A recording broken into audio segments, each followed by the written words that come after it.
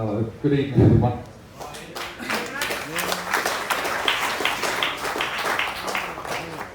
Okay, Ian Walker. A lot of people before I done the event, most of the things people were asking me was, why are you in China? A lot of people didn't even know you were here, but you've actually been here for 10 years. Well, I've been here for 8.5 years. Sorry. And I've just signed a new 2-year contract, so you can say 10 years. Why am I here? Basically because I got divorced. And I had no money left. And an opportunity came up with Nicholas and Elka, who was at Bolton with me for 1 year. So I knew him from there, and he asked me, would you like to come to Shanghai? Would you like to come to Shanghai as a goalkeeping coach if something came up? And of course I was needed a job at the time, so I said yes. If it happens, yes, I'll come. And about 2 weeks later, he said, "Go." I was in Spain at the time. He said, "Come up to Madrid, get your visa, and come over." So I didn't have a contract. I just came over on the hope that something would work out, and trained the goalkeepers for 1 month at Shanghai. And in the end, the guy who ran the club asked the goalkeepers, "Do you like him?" Luckily for me, they said yes, and I signed a contract at the end of the year. So thanks to Nicholas and Elka, I'm here, and I'm thankful for him that it's happened.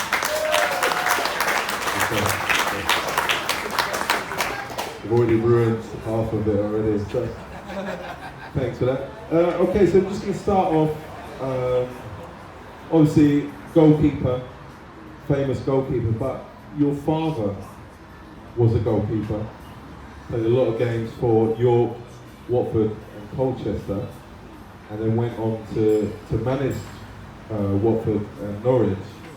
So is it true that your genes, would you say you became a goalkeeper because of your father? Yeah, originally when I was a young lad, I'm talking 5 years old, I was a striker, because I used to watch Liverpool and I used to pretend I was Ian Rush, Kenny Dalglish, all that kind of stuff in the playground. But then I scored a lot of goals, and then over time I realised that I had to run around a lot as a striker. So being quite lazy, I thought goalkeeping would be for me. So I basically watched my dad also. He played for Colchester, and I used to go and watch him at Layer Road. And that must have influenced me a lot as far as wanting to be a goalkeeper as well. So yeah, I used to watch him all the time, and then once I was 10 years old, I decided goalkeeping would be for me. So I think certainly my dad's influence was big at that time. So obviously, for any like young people here today, trying to get into a first team, trying to get into any football club. I mean, I could have gone on to be a big player, but I just couldn't get into one. Reasons unknown. I've got the height. But how did you get into a club? Don't say club. So I played for a local team in Colchester called Colchester Athletic, who were quite successful at that age group, and then I got invited to train at Queen's Park Rangers on a Monday night. So that was just through people that watched me play for Colchester Athletic. I was fortunate to go to QPR on Monday nights on the plastic pitch and train. And then from there, because I did well, I got invited to trials at Lilleshall, which was supposedly the best 16 players in the country. 2 goalkeepers were picked for that. And I got through about 1,000, there's about 1,000 players going for that, and I managed to get in. And from there I played under 15s, under 16s for England. The other goalkeeper dropped out, so I was very fortunate to play all the games. And from there it was just a case of which club I wanted to go to, because I had a few choices. My dad actually took me to White Hart Lane on an evening game, and I just loved the atmosphere, I loved everything about it, and I knew that if I had the opportunity, that's where I wanted to go. So fortunately for me, I got that opportunity, and I signed at 16 years old on YTS for 2 years on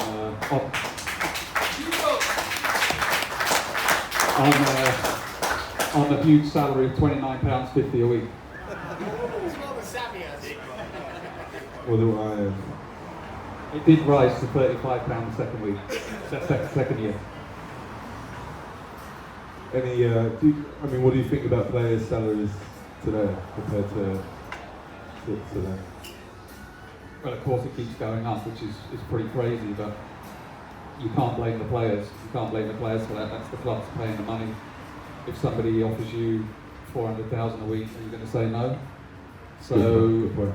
I think it's for the clubs to decide, and if they decide that they want to pay, which they have to for the top players, then so be it. I don't think you can blame the players for that. Of course, there's a problem now with clubs being in debt, clubs maybe going under, especially now we've had COVID and all that there's no fans allowed in, and the money, the revenue is a lot less. And that's a danger, I think, not just obviously for the Premier League can probably survive, but the leagues below that are a problem. And I think that's a big issue for football right now. You don't have that problem now, working in China. I'm sure you're similar to a big player in the UK in terms of salary. I don't know. You put me on the spot. I've seen your Fabians. I've seen your Fabians. I would say, of course, everyone who comes to China is coming for a reason, and that's that we all get paid a little bit more than we would do at home. But like I've already explained, I was in need of a job and I didn't have any money, so I was happy to accept whatever they were going to offer me at the beginning. So things have gone well for me, thankfully, and I'm very grateful for the opportunity. But I'm sure we know what the score is. Absolutely. So just going to move on now to club career. We're going to go through your club careers there. So there's 3 teams, obviously, a lot of people will know. Tottenham, Leicester, Ipswich. Obviously no one's heard of Bolton or Oxford.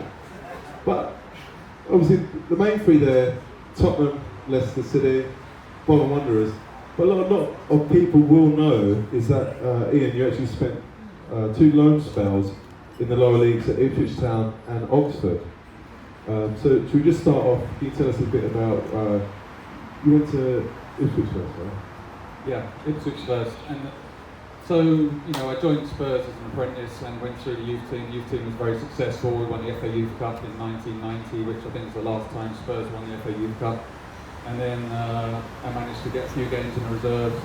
And then, of course, the next progression from that is to try to get some more experience somewhere else. So an opportunity came up at Ipswich, which was just to back up the goalkeeper. I think it was Phil Parks at the time, and John Lyle was the manager. And I went there for experience, so went to train for, I think it was just 1 month. And for me it was a good experience, really good club. And the players kind of gave me the confidence that I was in the right place where I needed to be as far as training, and their comments to me about how I was training. So I was quite happy to, at that point, just train. Obviously if something had come up and I had the opportunity to play, it would have been great, but at that point it was just for me to have that experience. So it was a really good experience, great club, and it was well worth it for me at that point. I think I was about 18 years old. So, I mean, when you went to Oxford at a young age, and obviously you played a few games, I mean, how did you feel, the club sending you out to Oxford United, obviously the lower leagues, you get there, I mean, how does it feel as a player, getting almost like shipped out to Oxford? Yeah, well, you can look at it like that, but for me it was...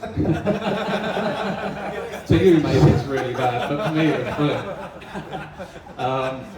For me, I think I played a few reserve games and it went well, but there's nothing like trying to play in the first team. At that point I wasn't ready for the Spurs first team. I just again wanted to go out and this time play, so they gave me that opportunity. I think they had 2 keepers that were injured, and they said to me, "You're coming, you're going to play." They were having a bit of a bad spell at the time. I was happy, whatever, just to play, just to test myself at that level, to know that I could do it at that level. I think all the way along your career, you're always testing yourself to see, can I handle it at this level? And so it was a good opportunity for me. Again, I think I was 18, 19, it was a couple of months after Ipswich. and I got to play in the League Cup first, which we won. We won away at Port Vale, won 2-0, clean sheet, very happy. And then I had 2 tough games, one against Wolves, and then at West Ham away, which were again tough games. Wolves, they had Steve Ball in the team, they had a few good players in that team who tested me as a young goalkeeper, which I needed. West Ham also again playing there and having that atmosphere. They had some good players, and it was a tough game. But I handled myself quite well, I felt, and I knew that I could play at that level at least, and I'm ready to move on. So it was a really great experience. The club was fantastic, by the way, and the manager and everyone there. Brian Horton was the manager, and it was really great for me at that point in my career. Good stuff, good stuff. So, just behind us, thanks to Wikipedia, we've got your... I'll start with probably the club you spent most of your time at, Tottenham Hotspur. I'm going to name... Can you name the managers who were your managers at Tottenham? As everybody probably knows, we had a change of manager every 8 months, I think it was. So it's been quite difficult. First manager, first one. But who was your first gaffer? Well, Terry Venables was, I think, the first manager. Yeah, Terry Venables, yeah. He signed me to my first pro contract. Oh yeah, now you're asking. After that, I think Ray Clements and Doug Livermore had a spell in caretaker. There was Peter Shreves, David Pleat. Then, I'm going to miss a few, but Jerry Francis, Christian Gross, Ozzy Ardiles. I'll help you, George, the man in the red coat, and Glenn Hoddle. Who else am I missing? Anyone else? You've actually mentioned somebody I didn't even know about. The tea lady? That's not your job, don't worry. I'm the pro. So, Hoddle, Ardiles, Venables, Francis, George Graham. Yeah. Top managers. Hoddle, question mark. Great player, manager-wise, I don't know. But who? It's a hard question to ask. But what was the best time that you had with one of those managers? Highlight. Well, Terry Venables at the beginning, because he was a great man manager, a superb manager, knew how to treat the players, was tactically very good. He signed me to my first pro contract, got me in the England squad, so I mean I always have to say Terry was great, the way he handled everybody. I didn't have a problem with many of the coaches at all. I thought they all tried to do the best, and there wasn't anyone who really upset the apple cart, apart from Christian Gross a little bit. As far as he brought in some different ideas which people didn't agree with. Obviously, Jurgen Klinsmann was there at the time, and if you fall out with Jurgen Klinsmann, then you're probably doing something wrong. So I think... Really, why? He just didn't agree with the way he was doing things. I mean, he used to get us up for training, what he would call wake-up training at 7 o'clock in the morning of a match. And Jurgen wasn't too pleased with that situation. But I think the ideas he tried to bring were correct, but it was just the wrong time. And we weren't ready to accept it at that time, and it didn't go well. But after that, I would say, of course you have to give respect to George. When he came in, he understood the problems with the team. Obviously George Graham was ex-Arsenal before he came to Tottenham. Did that change anything in the changing room as well? Well, you just knew that he was going to organise the team. I mean, you've seen Arsenal, they win 1-0 every week, unfortunately. But we knew that he was going to tighten the back line, he was going to make everybody know their job. And when he came, we knew we were going to have a chance to win something if everybody bought into what he was going to do. And that included Ginola, who was a fantastic player, great going forward, everybody knew that. But he had to work. He had to work under George's system and come back. And he did that, and everybody bought into it. And I think that year was, when he came, was special, winning the League Cup. We got cheated out of the FA Cup semi-final by the referee against Newcastle with a handball by Davies Ass. Not that I'm annoyed about it at all. But we really tightened up. I think we had something like 9 clean sheets in 13 games. And it was just a good time all around, although of course it was difficult for everyone because he's associated with Arsenal and nobody likes that at all. Absolutely not. So I'm just going to name. So I'm going to name 4 players at Tottenham, and you've got to give me one word to describe them. Okay? Should have told you that earlier, but sorry. Gascoigne. Silence says it all. Genius. Genius. Okay.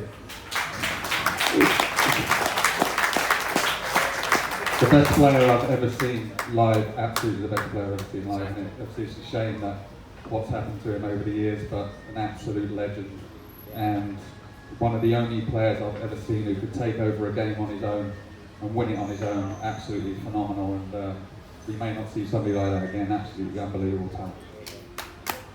Okay. More than one word, but okay. Teddy Sheringham. Teddy Sheringham.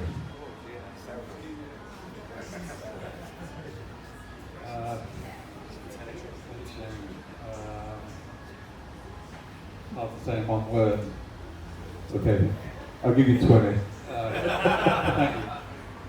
Teddy was, obviously had a massive high IQ as far as a footballer. We all know he didn't have much pace, but what a fantastic player, understanding the game.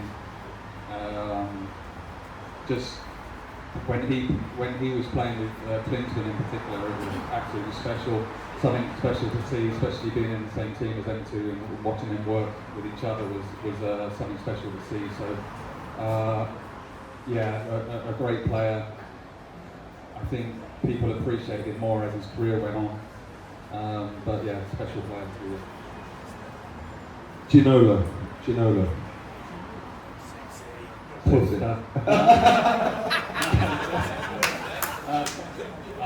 was, again, he's a special talent going forward. We all knew that. We used to go crazy at him because he never came back or he never made a tackle. But and he also used to spend 1 hour in front of the mirror every time after the game and before the game, by the way. So that's 2 hours in total. But was he well endowed? not particularly. But the ladies loved him obviously, and he wasn't lacking confidence. Let's say that he was not lacking confidence. Okay, and last one, a little bit controversial. Sorry, man. Sorry. I will apologise for that. Neil Sullivan. All right, Neil Sullivan. Just a record, Neil Sullivan's a goalkeeper. Yeah. It's people who don't know, Neil Sullivan, I signed a 5-year contract in after 1999, thinking, oh great, I'm going to be here for the next 5 years, no problem. And then in the summer, which was literally 3 months later, the club signed Neil Sullivan from Wimbledon. And I was like, all right, yeah, it's not a bad number 2. And then, of course, he started the season, the following season. But actually, I got on really well with Neil, and he's a great guy. He had a fantastic season that first season. I don't hold any grudges about it. Sure. And even though you'd like me to, I've forgiven him a long time ago. No, he's a great guy, and I have to give it where it's due. He had a great season that first season. So brilliant. So yeah, Tottenham. So obviously 2001, you moved to Leicester City with the gaffer Mickey Adams. So obviously Leicester, you handed in a transfer request. Peter Taylor first. Oh, sorry. So Wikipedia's wrong. So whatever. So Peter Taylor took you to Leicester City. Sorry, man. You handed in a transfer request. Were they the only club to come knocking? Sorry. That's nice, yeah. I don't know. Okay, so after the first year, Neil played really well. I knew that the next season I wouldn't start. And so by then Glenn Hoddle was the manager. So I went to Glenn and just said, look, you know, at my age I need to try and play. I don't want to be sitting on the bench again for another year. And we had a very civil conversation, and he said, okay, I understand your position. We'll see if anything happens. And I said, fine, no problem. So I went to Las Vegas on holiday, and then I got a call saying Leicester City are interested. And that was the only club that were interested. Just for your info, so you're happy. Still And they were offering enough money that the club were interested in doing the business. And about a week later, I signed my contract, sitting in the MGM in Las Vegas for Leicester City. So that's how it came about. I was happy about being able to play, which is the main thing. I was disappointed that I had to leave Spurs. Obviously, I thought I was going to stay there for at least another 5 years. But you know, at that point, I needed to play, and that was the offer. And I thought, okay, a solid team, which is finished mid-table in the Premier League, and it had a decent side, so I was willing to go for it. Okay. So obviously, your first season there, you played with again, I'm going to say two players' names. One is an absolute legend, Robbie Savage. Robbie Savage, who's a good pundit now. Similar haircut. How would you describe it? A lot of times, like, people came up to me and said, "Oh, how you doing? Yeah, great." And they said, "Oh, yeah, Robbie Savage." I was like, "You're taking a piss. He's way uglier than me. What's going on here?" No, but Robbie's funny because when I went to Leicester, he had like a preconceived idea about Robbie Savage that, you know, he's a bit of an arse. You know, he winds everybody up. I think he's a bit of a tosser, to be honest. And but when I met him, I thought, oh, he's a lovely bloke. He's actually very quiet, keeps himself out of the way. He does like to talk about how much money he's got and the Lamborghinis and everything else. But really, I think he's a little bit lacking in confidence, really, and that's Robbie. And I didn't appreciate how good he was until you play in the same team as him, because you think he's just a runner. You think he can just run all day, which he can. But then when you actually see him, you think, actually, he's got a lot more than that. And he got better and better as a player as it went on. And he actually, technically, he's a very good player. And you're glad you have him in your team after a while. You really appreciate him. So I think a lot of people did underestimate how good he was. Yeah, which is true. He didn't pay me to say it. And a Chelsea legend who went on to Leicester, Dennis Wise. Yeah. Dennis Wise. Yeah, well, Dennis, again, lively character, similar to Gazza in the dressing room, always cracking jokes, always just bouncing around with loads of energy. Obviously a good top player, won a lot of trophies, did a lot of good things, and he was good to have in the team. Unfortunately, there was a little incident on a trip where, actually not 100% sure what happened, but he broke... we believe you. So whatever you say, we believe you. He broke Callum Davison's jaw or his cheekbone over a game of cards. And unfortunately he had to leave, which was disappointing actually, because, you know, that whole thing shouldn't have happened. But Dennis is a good player, and unfortunately, you know, things happen, maybe a few too many drinks and what have you, and yeah, it's a disappointing way for him to leave, but a top player. Okay, so just obviously you signed for Leicester, first season, new team. How did the season go? How did you do? Well, we got relegated, so that wasn't very good. But okay, I'll give you a positive after you say. Okay, so yeah, going into that season, well, first of all, I'll go back to the beginning. I signed a contract, and then we had the pre-season. They were on a pre-season in Spain, somewhere in Spain. I can't remember exactly where. But I joined them from my holiday, and I trained the first time with the team. Tim Flowers was still there, who was obviously a very good goalkeeper himself, but he had a problem with his hip, which is why they signed me. So we're training in 90 degrees of heat, and then Tim says to me, like, after training, come and meet me in his room. And I said, okay, no problem. So take my boots off, go up to the room. go into the back of the room, and there's like our big terrace, and there's two big, massive drums of ice with loads of beers in it. We've just finished training 5 minutes ago in 90 degrees heat. We're getting ready for a Premier League season. And the only thing I could think was, here we go again. Because Tottenham had been at the beginning, Tottenham at the beginning, and I think all the football at the beginning was a little bit like a drinking club. Everybody was drinking, everybody was going. Who was the biggest drinker? Not you. Not me, no. There was a group of Spurs with like Paul Stewart and Gaza and oh really? Steve Sedley. They could put it away, but it wasn't just Spurs, it was everywhere. That was just the culture of the time.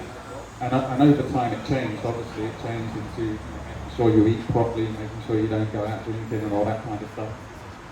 So I thought, okay, I'll make a fresh start when I signed for Leicester. And then first day I'm there, there's two big crates of beer in the back of after training. So I thought, oh my God. So we had Jerry Taggart, Matt Elliott, Frank Sinclair. Just to touch on Jerry Taggart, I mean, just watching him on TV was a horrible cunt. Sorry again. Sorry, kid. But yeah, it's 9 o'clock. It's okay. But how was he in a dressing room? Seriously, like Jerry and Matt Elliott were both animals. They were animals. And in the nicest possible way, animals. And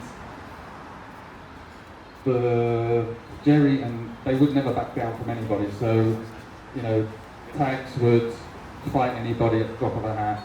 Matt Elliott would want to fight anybody, but he left it to Tags to do because Jerry would just want to have it every day. So, yeah, one day we had a little racing day out in Cheltenham, and we had a box. And next door there was Alan Lamb, the cricketer, and he had all his mates in there. And we've been going all day, as you do at the racing, you have a few beers, everybody's just going at it. And we got to the last race, and we all said, right, we're going to put 10 quid each on the outside the horse. So we all put 10 quid on. Dennis Wise is there, we're all in there. And so the race goes off, and it's getting around the final bend, and the horse is like neck and neck with the leader. And Dennis Wise starts slapping the wall of next door like this. Like, come on, we're all going nuts. And then all of a sudden, this mountain of a man from South Africa opens the door, stands there and goes, "Who wants it?" And all of us like start shrinking in our seats. And then all of a sudden there's one voice and goes, "I'll effing have it." And it was Jerry Taggart. So everyone's like, "Go on, Jerry." So this fella stands there and they swing punches at each other for about 5 seconds, and then 2 seconds later Jerry's got him up on the wall by his neck. And this guy's a mountain, no joke. And you can always rely on Jerry Taggart. He's an absolute diamond.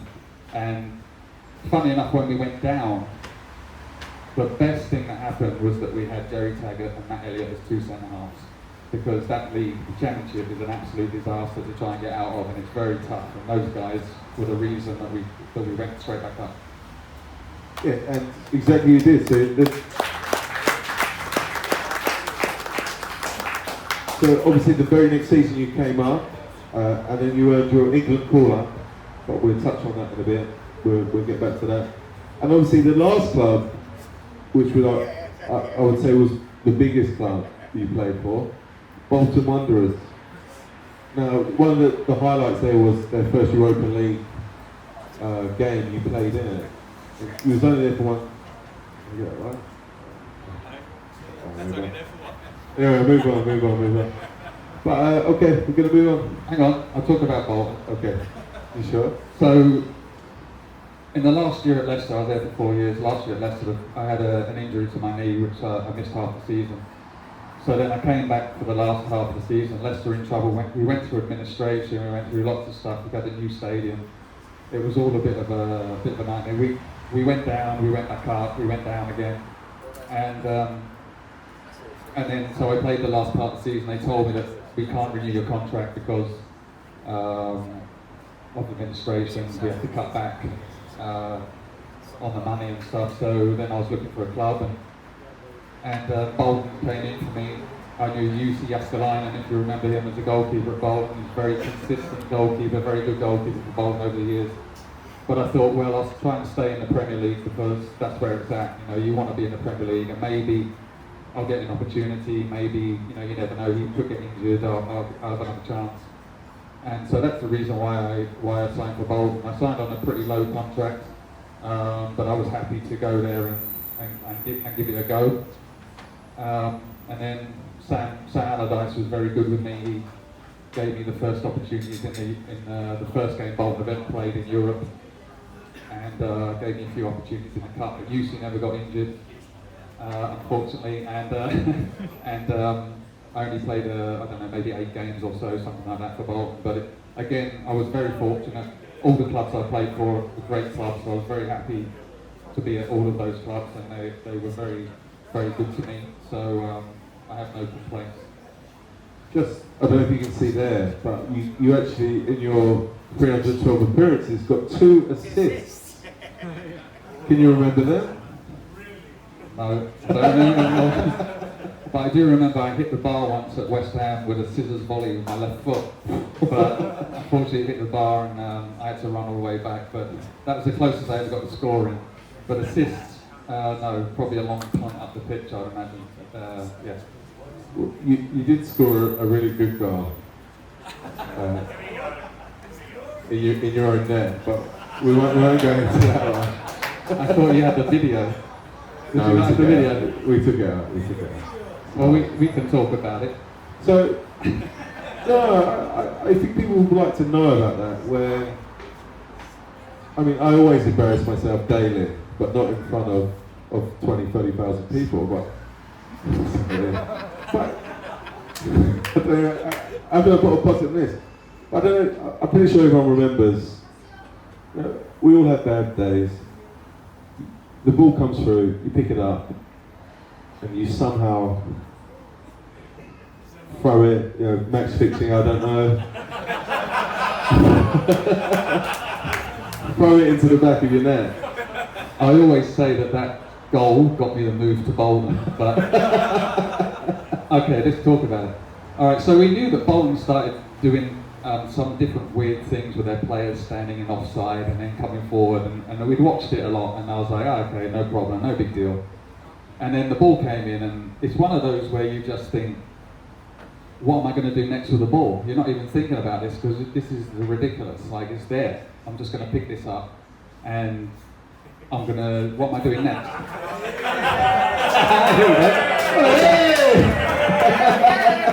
So this is what Bolton started. Hold on. This is what Bolton started doing.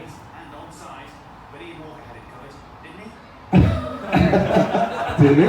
So this is what they were doing. Just to confirm. I'm not sure it was an own goal. I think Kevin Davis scored. Yeah, look, you'll just see him touch it in.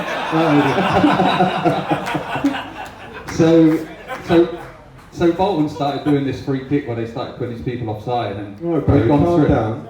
Kick him around when he's down. Yeah, some people are way too enthusiastic about that own goal, but so they did it, and okay, Kevin Davis touched it. It was no big deal, and should have just picked it up. And it's one of those where you just think about what you're going to do next. But before you know it, it's squirmed underneath and it's in over the line, and it's the worst feeling you've ever had in your life.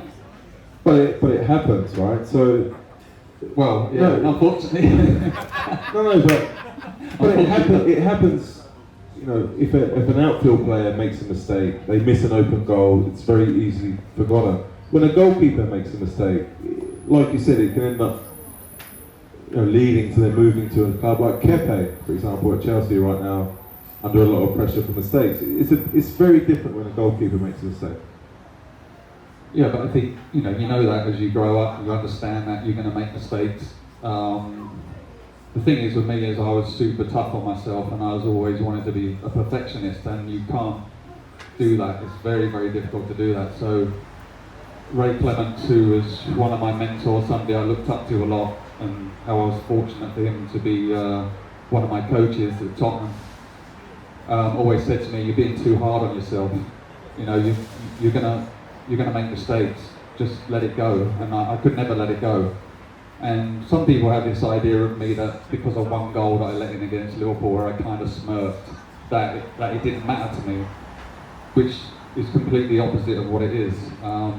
I would go home and think about it for the next week at least, until there was another game.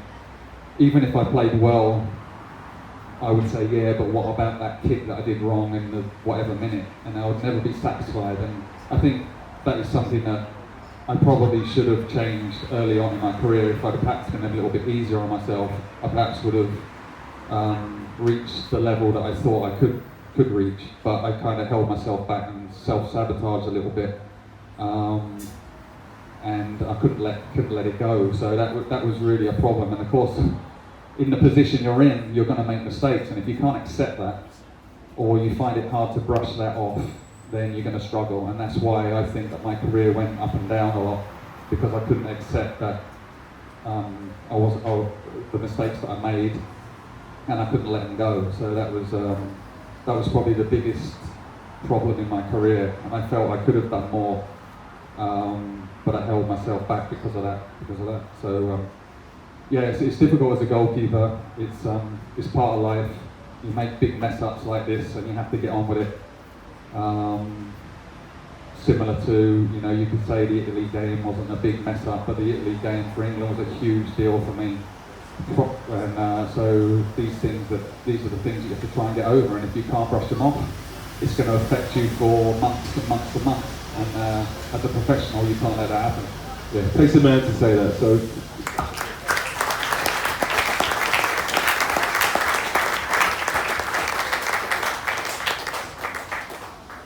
Similar to myself, I make a lot of mistakes in life. And okay, should we move on, Barry? So we're just going to move on to career highlights. Should be quick. This will be quick, yeah.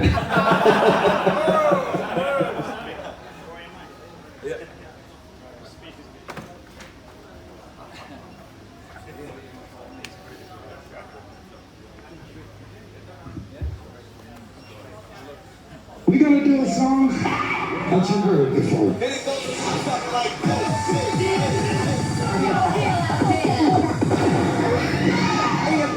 Slow down, come on. And it comes to do the play and pump the jam, pump it up. Make your body groove.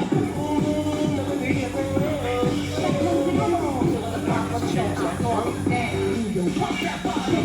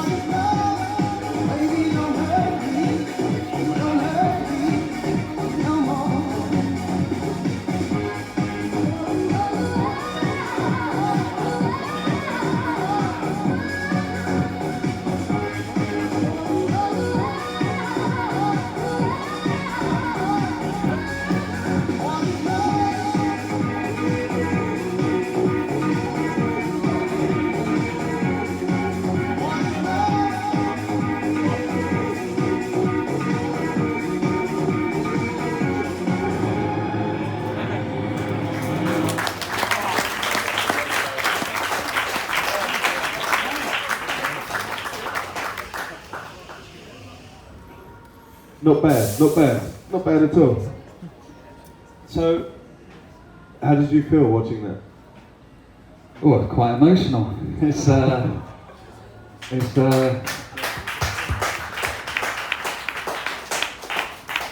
yeah, some nice saves and through the years. So it's yeah, it's nice to see a lot of people remember you for your mistakes.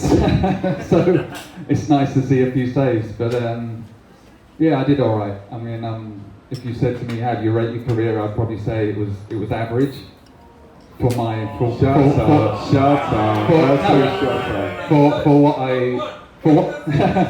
for what I wanted to achieve. But then again, like I said, I'm quite hard on myself, so that's it. But yeah, it's great to see some old memories. So, just a random question. Would you have a favourite save that you ever made? Oh dear, it's a tough question. There's a lot of saves that I actually there's one that nobody ever showed again, which is like a volley from Stuart Pearce from about 8 yards. He smashed it. And anybody knows Stuart Pearce, he could smash the ball.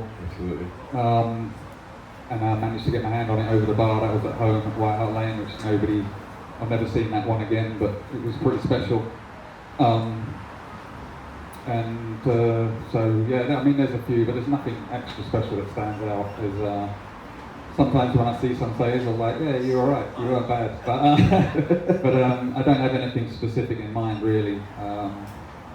Just the special moments like winning the League Cup and playing for England and stuff like that. They're the main things. Alright, so obviously there's going to be a lot of Q&A after, so I won't ask too many questions now because a lot of people have some questions to ask. So I'm going to move on to a special round, which is called random moment. So, you know, a footballer spends a lot of time playing football, but in today's world a lot happens off the pitch, just as much as it does on the pitch. Just recently, for example, we'll just go through this. I can't see it. So, which is fair to say, this was the start of it, and you were one of the boys that started it off. Just going to look through that. I mean, how do you feel seeing that? How did you feel at the time doing that? I never liked doing any of this stuff. Yeah, sure, sure. No, seriously, this is the thing. My agent got me a few stuff, and I was like, yeah, okay, I'll do it. This is for the place that used to do the gloves, so that's why I did it for them. Beating Arsenal. Oh, go back. Beating Arsenal has made my life easier. Well, yeah, of course. I mean, absolutely. You never want to lose to Arsenal, so that's the reason of that statement. But it's fairly obvious. Did you get paid for shooting? I can't remember. If it wasn't much. Super Sports was free because they gave me gloves from Old Sport, which were the best gloves ever. But this was the start of the footballer also becoming the celebrity, and I would say you were one of the first celebrity footballers. Well, they kind of were trying to say that. They were trying to say that we were the first, like, David, Victoria, which is complete nonsense. But David, you were the original. It's complete nonsense, but... Okay, we'll move on to the next slide. Yeah. Yes. Okay, so... Fashion disasters or Well, thanks for your opinion. But, the aerial one was for England. We had to do various things for the sponsors, and all the money from that would go into a players' pool, which would be split up between everybody through after the tournament. So that was for Ariel, which was an England sponsor. What the fuck is going on here? That is probably the best pair of trousers you've ever seen. I actually still have the waistcoat. It's amazing. But, was that like a cowboy / yeah, disco guy? I'm not really sure what was happening. Do you want to talk about the one on the left? Because this one. Yeah. I don't know what's going on there, but I'm not really sure either, but what happened was they asked me to do some kind of shoot with a page 3 girl, and I immediately said yes, without thinking what it was going to be. So this is what happened. And yeah, the silver trousers and the red top with spikes, probably not the best look, but it was worth it. were the silver trousers sweaty? Were they sweaty? They were not sweaty, no. Well, my armpits were a bit sweaty. With that girl next to me, it was a little bit sweaty, but... Mate, get back. More? Get back, there's more. So we've got one more. We've got one more. Absolute beauty. Oh. So, there's probably everyone in this room right now had that haircut.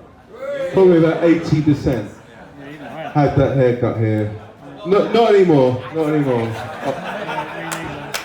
But I myself had that haircut.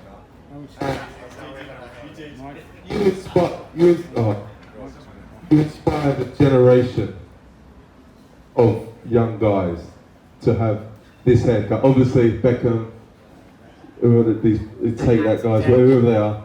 But seriously, you inspired a generation of kids to have your haircut. Yeah. Yeah. Still, and I still carry on the tradition. Because eventually it will come back. It will. That's my theory. That's my theory.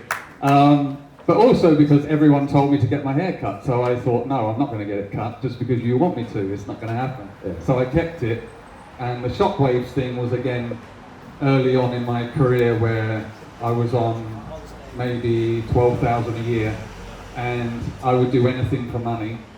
So that's why I did that one. Me too. And this one was, yeah. Just to put that into, who are we looking at there? We're looking at shockwaves. Okay, so back in the 90s. Now, if that was today's commercial, they got, say, Ronaldo or Messi to do that. They're looking at like millions to do that now, right? Yeah. How much was it back then? Just to show how it's changed so badly. Oh, I have no idea. I think it was around £1,000 maybe. £1,000? With as many cartons of the gel that I wanted. So that was a bonus. So Yeah. that goes back to the point where you, which I say again, you started the whole thing.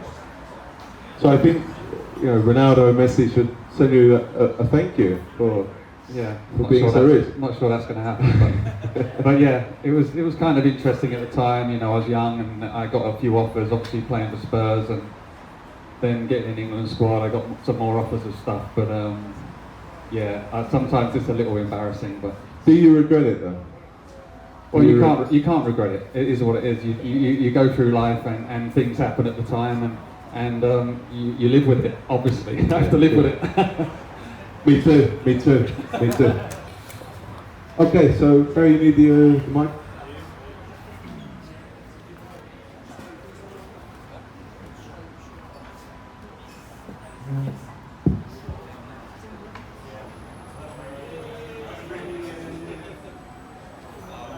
Ian Walker might just have to take some of the blame. Typical angle for Neil Dublin, not the keeper it in.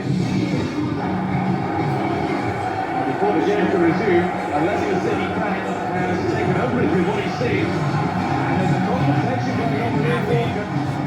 The left keeper is. With only needs one India, Ian Walker will go on to take the ball into the own.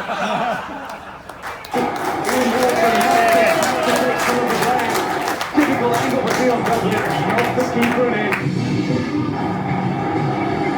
And before the game can resume, Leicester City fan has taken umbrage with what he's seen. And there's a confrontation going on with Ian Walker. The Leicester keeper reacts to furiously. It only needs one India, but Ian Walker will decide to take the ball into his own hands.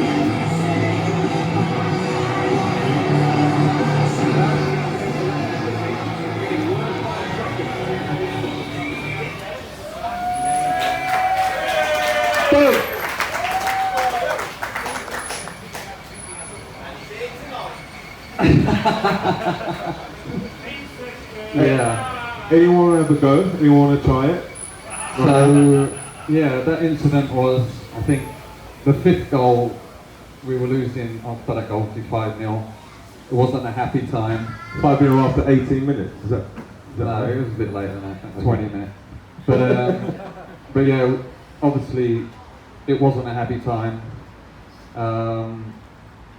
Dion squeezed it in. Maybe you could say I could have saved it, whatever. I was not happy. You can safely say I wasn't very happy. And then out the corner of my eye, I see this guy coming on the pitch, and I'm standing there thinking, what's this guy doing? And he obviously came up close to me, and then I could smell the beer on me, and he was mumbling something. I don't know what he was saying, but as soon as he got too close, I thought, okay, this can't happen, so I'm going to try and usher him off the pitch. In a very nice way. You look like you punched him. You look like you punched him. Well, no, I think you'll find I was trying to shepherd him off the pitch. But yeah, I didn't really catch him properly, but he got the gist of it, and eventually he fell on the floor and rolled over and tried to get up and what have you. But the main point was that you should never be on the pitch in the first place, and probably not the best idea to confront a goalkeeper who's just let in the fifth goal of a game, and he's not very happy. So afterwards there was a whole load of nonsense in the press saying that he said, oh, you're not fit to wear this shirt, all this kind of nonsense, which I think is on Wikipedia, which is a load of nonsense. He barely mumbled anything. He was definitely drunk. I think afterwards he said to the press, oh, I told him this because he wanted to save face. And it was a pretty... Brian Clough, actually, the legend Brian Clough, came to your rescue the next day. What did Brian say? Oh yeah, Brian Clough came out in the press and said that I deserve a medal for getting him off the pitch, which he was well known for himself, for accosting fans that come onto the pitch. So I was actually made me feel, it actually made me feel a lot better, because I kind of felt that I was again being unfairly judged by the press about this, and when he came out and said that, it made me a lot happier about it. So God bless Brian Clough, and it was an incident that was not nice, but I tried to deal with it in the best way, which is a right and a left. Absolutely. Should have gone for an uppercut. But that also brings to the point where people always look at football players as like superhuman.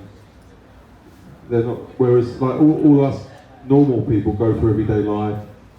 We get criticism. We have breakdowns. We have psychiatrists. But a football player has to deal with it week in, week out, and the amount of times the player gets called shit, the media reaction. I mean, what does that do to someone psychologically? Well, we also have breakdowns and counsellors and have depression and all those kind of things too. But that's my point. Yeah. We are in the public eye, and we try to deal with it the best we can. And it's, of course, nobody wants to make mistakes. Nobody wants to let goals in. Nobody wants the team to lose. It's just the way it is, and you just try your best. And you can be ridiculed by the press if they feel like it's your turn, especially if you're an English goalkeeper, and it's something you have to try to deal with, and it's difficult, it's not easy. I certainly had my own ups and downs. I know there are many other people that have had ups and downs, and it's only really coming out now in the last year or two where people are actually out and talking about it. At no stage in my career did everyone ask me how I was doing. How are you feeling? Are you dealing with it all right? Is everything okay? Nobody asked me that ever in my career, and I had to get on with it, and that was the same for everybody. So I'm quite glad now that everybody is being able to talk about it. It's not all roses. It's a wonderful, wonderful job. Everybody absolutely loves the job. It's a dream, but the dream can also become a nightmare, and it's very difficult. So I love the game, always loved the game. I've been in it, my dad's been in it, I'm in it now still. But I'm glad that now there's a platform for people to be able to come out and speak about the downsides and how they feel about things.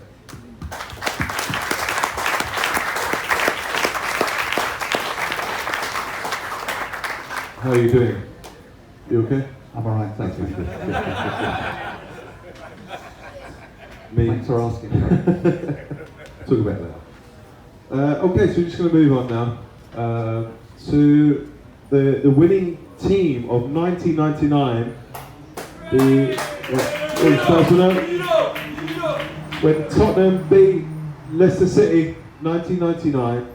Now, Ian, we spoke about it before, but I thrown a little mixture into the hat. Can you name the Leicester team? Casey Keller. Okay. No, it's just a joke. Yeah, it's just a joke. It's just a Thank God joke. for that, yeah. I won't do it to you. I won't do it to you. But I will ask you to name the Tottenham team that started, and this is real. So, All right. number one, goalkeeper. Myself. You sure? I think so. Ian Walker. Yeah. Number one. The right back. Number two. Stephen Carr. Stephen Carr. Sol Campbell. Ooh.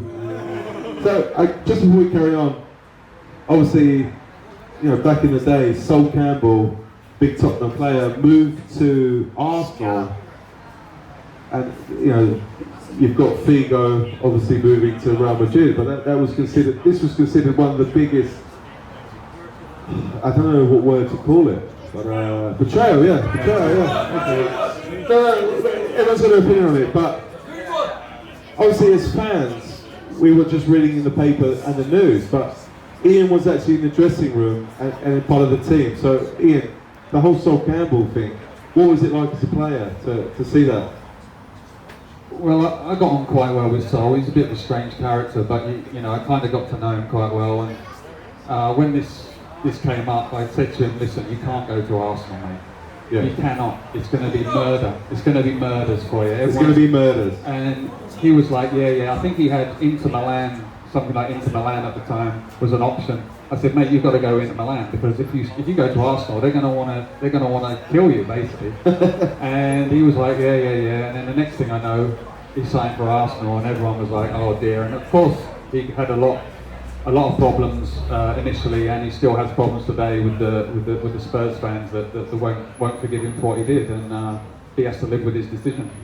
Yeah. So, do you ever speak? Have you spoken to him since? No, I haven't spoken to him since. Hatred, just pure hatred.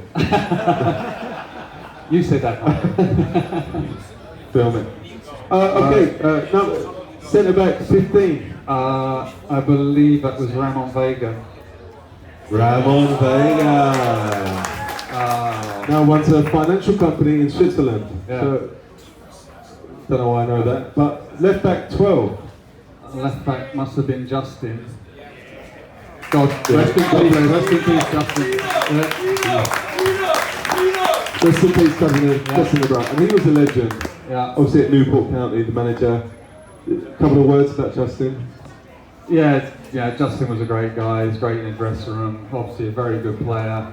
Played a number of years, and it's just devastating when I heard about the news about him. And I feel everybody feels the same way. Just a great guy, and his family and everything feeling terrible for them. And he'll be missed by everybody.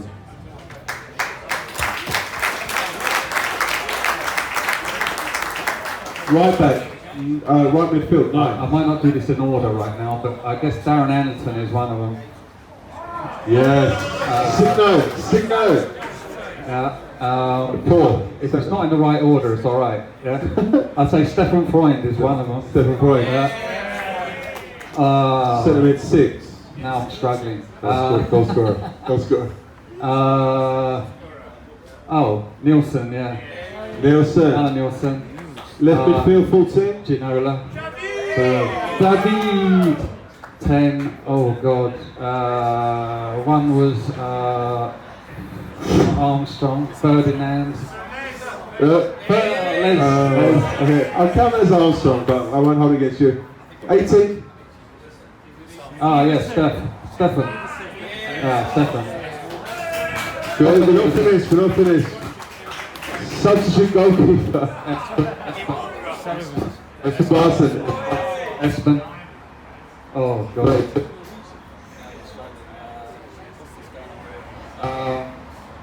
Youngie, was it Young? Look Young, yes. Luke Young. Oh, one of them was Andy Sinton, I think.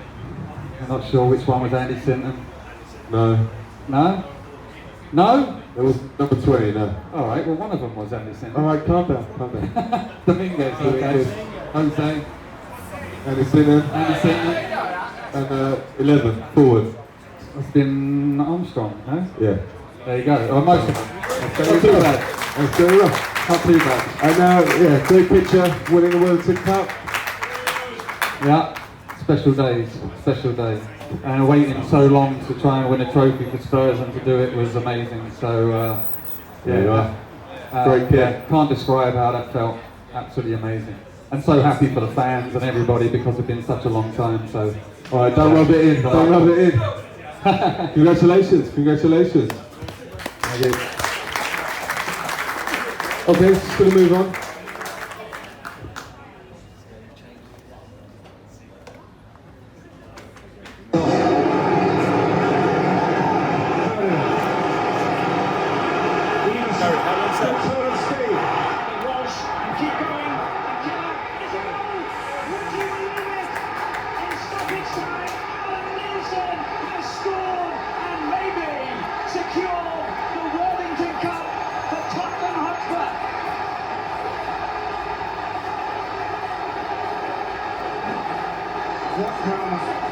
What a finish.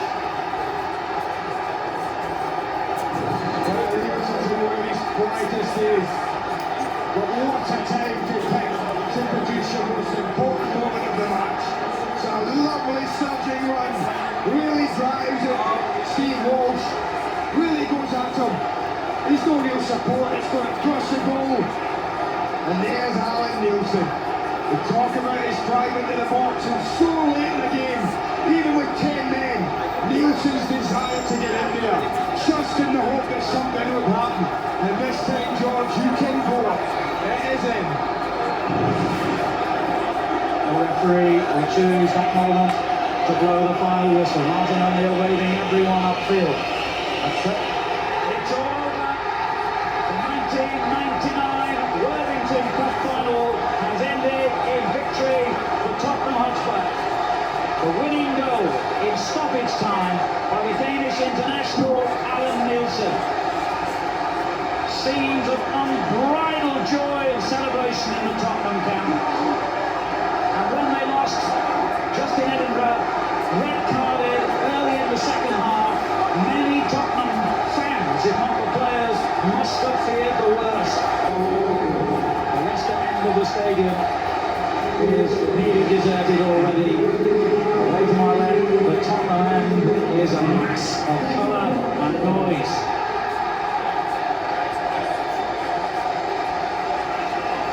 Tottenham Hotspur,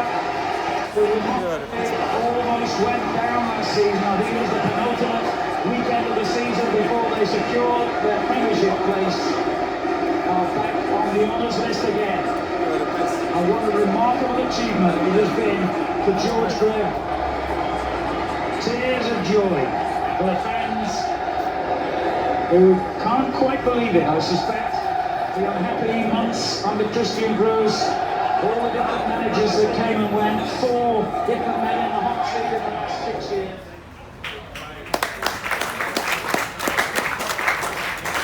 So good stuff. So,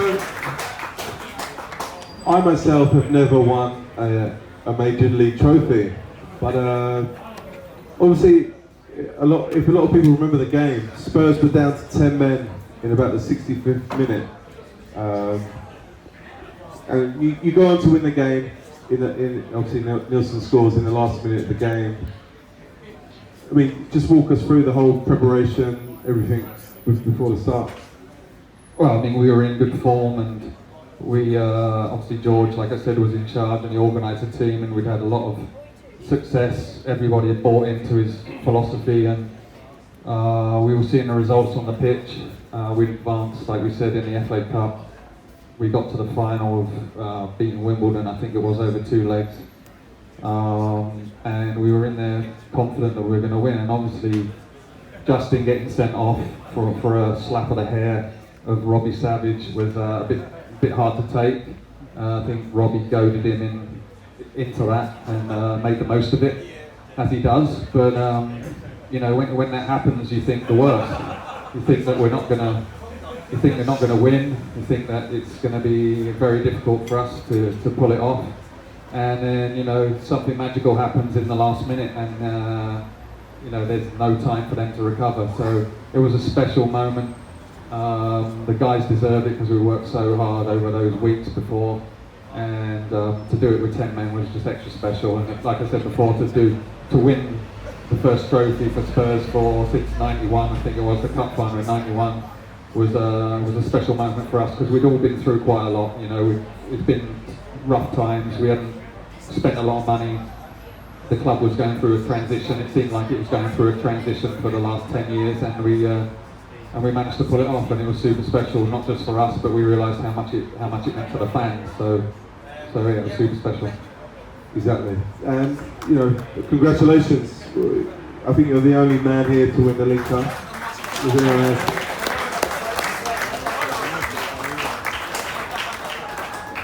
Okay, so we're just going to move on to something a little bit different. Ian, obviously you're a Tottenham legend. So I just want you to name the Tottenham team that started last week against Newcastle. Goalkeeper, number 1. Okay, I'm going to start. I'm just going to go where I think. All right, I'm not going to go one straight away through. So I'll start. No, I'm the host. I'll decide. Okay, really. I'll start with what I know. That's Loris as a goalkeeper. Loris, number 1. Okay. Bayern. Okay. So we go right back number 2. The new signing, I think, Doherty. I think right back. Yes, Matty Doherty, not Garrett Doherty. All right. Matty Doherty. Centre back 6. Sanchez. No coaching. Yeah. 15. Oh, thanks. Just got me. Dyer. Thank you very much. Left back. A bit older world, but yeah, okay. Dyer. Left back. Davies. Boom. Oh dear, oh dear. Here White defensive midfield. Oh, it's the new player. Pierre. Yeah, I'll give you that. Holberg. LD. Left. Oh, stop it. Wings. Winks is one of them. Well done. We got Son, we got Kane, and we got Lucas. Yeah, you got one more. Lo Celso. Yeah, you got it. No one helped you with it, so that's the most important thing. Two helped. Yeah, and me. 3. I won't do it to you. Do you want to name the goalkeeper, number 2? Well, I'd imagine now it's Joe Hart. Yeah. Defensive 3. Oh, jeez. I don't even know. Now you got me on the I don't even know. I don't even know. New player, okay. Alderweireld must be one of them. Save him the pain. Lamela, yeah. I'm on a roll, aren't I? Now I need help. Someone help! Dembele, okay, yes. Someone help! Joey Francis. Go. I don't know. Same initials. Oh, good. never heard of it. You won't be there for long. 23. There you go. I got one. I got 1 to 11. Good effort. 1 to 11. Not easy. Alright, so yeah, this is going on a little bit longer than I planned, but yeah, any player that plays professional football but actually plays for their country is a different level. Obviously, Ian, you played for England at all levels. Obviously, at the time, you had a lot of good England goalkeepers. Do the clip for this one. Yeah. So, did you ever see this photo ever? This was the England youth squad, 1990. Can you find yourself? Can you find yourself? Right in the middle. I'm right in the middle there. I think so. This one. Okay.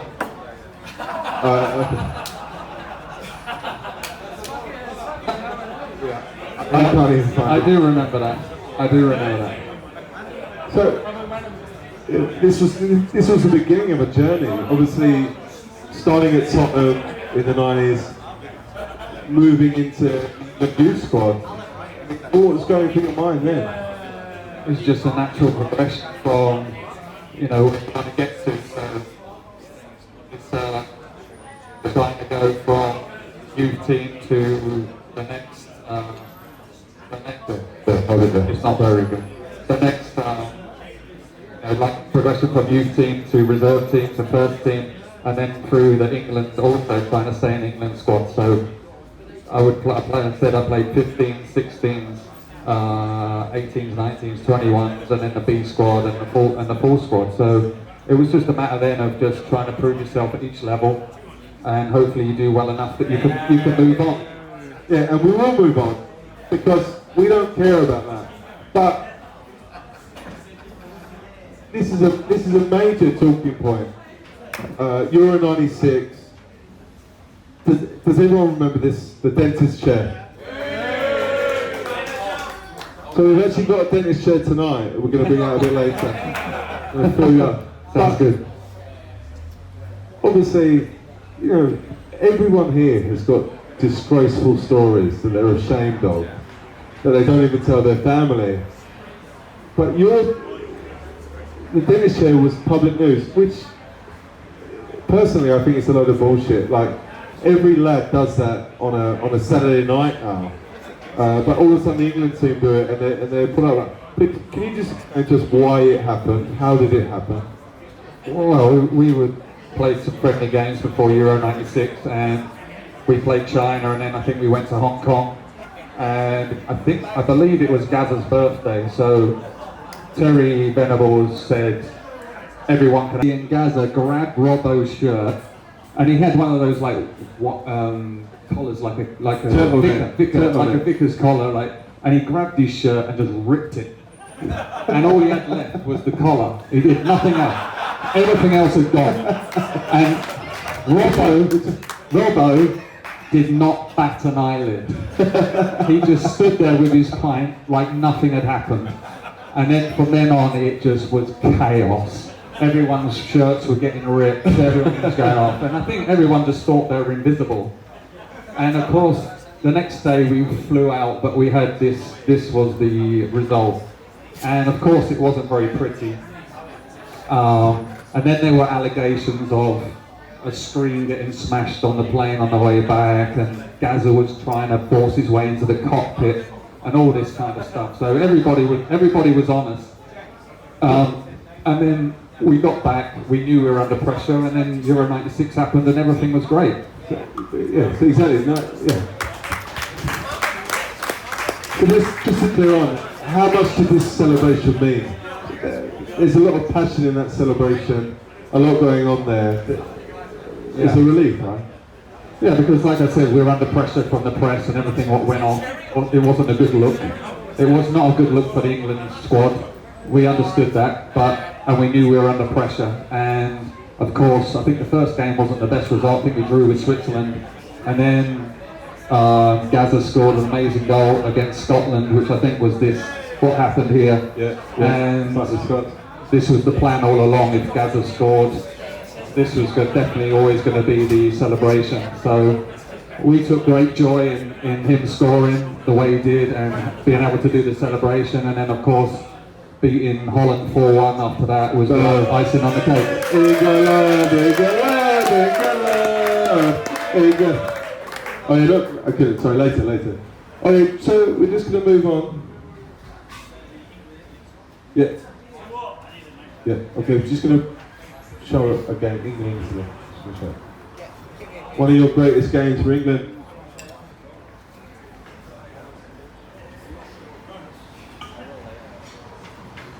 Sammy.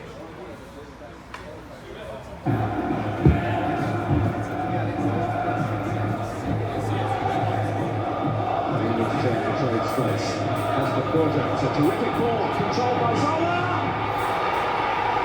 A magnificent goal for Italy. Zola got free, pulled the ball down with real aplomb and trashed it past Walker. With 19 minutes gone. Well, that's poor defending for England. That ball travelled some 40-50 yards. Peels up and spotted and running Zola and got it behind him. And when he does get it behind, it's a great first touch. And an even better second touch. Walker being at the near post. He won't be particularly happy about that.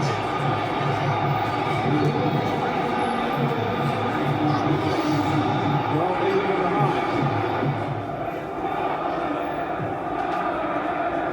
This is RB time for this one, looking to the right of Maldini, and it's actually finding it, although it dropped behind the captain. Opportunity, Livio coming in from the right, defended by the Zola shot! And Walker with a greasy ball, a swerving ball to contend with, just poured it away, and it's gone behind for the corner. Once again, wonderful skill from Zola, flicks it up. With Di Maggio! Back and unfortunately made contact, he might be hitting it in. England were managing to England's first defeat on home soil in a World Cup context. A magnificent goal for Italy. Gianfranco Zola's goal after 19 minutes, delighting their new coach and the old Valiants, which is already mounted.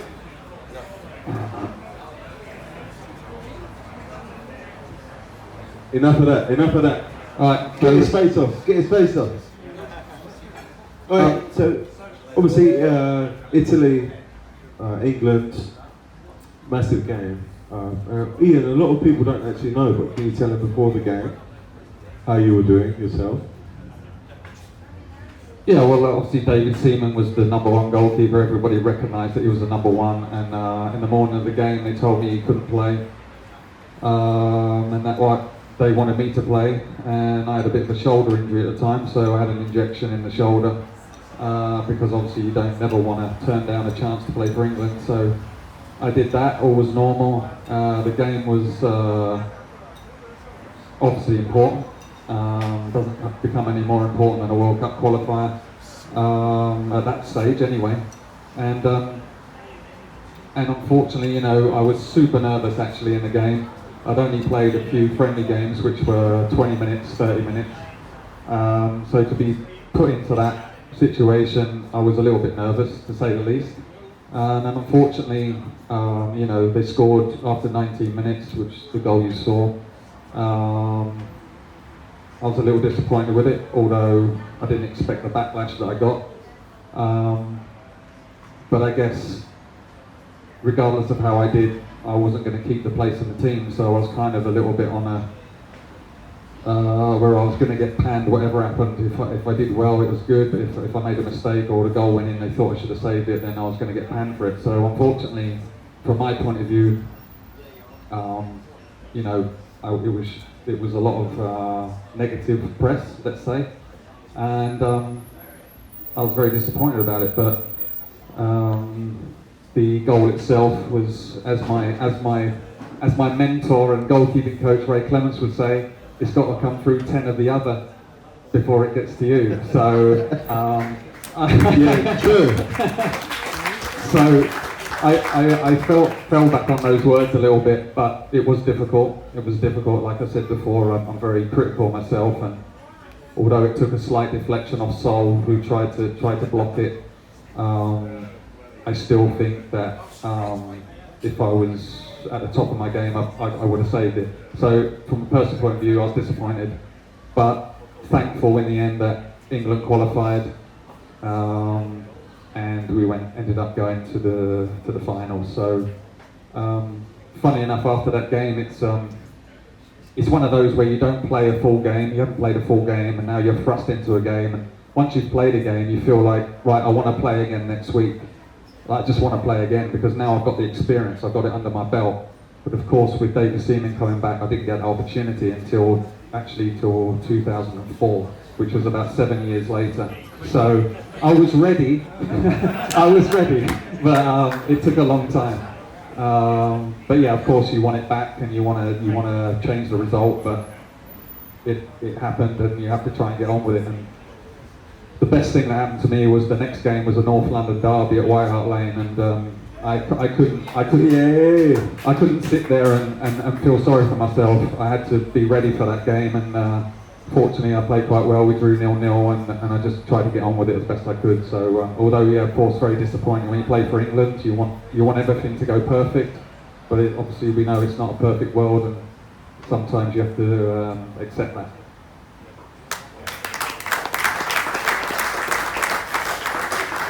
Okay, so last little bit before we move on to Q&A and the raffle, buy your raffle tickets.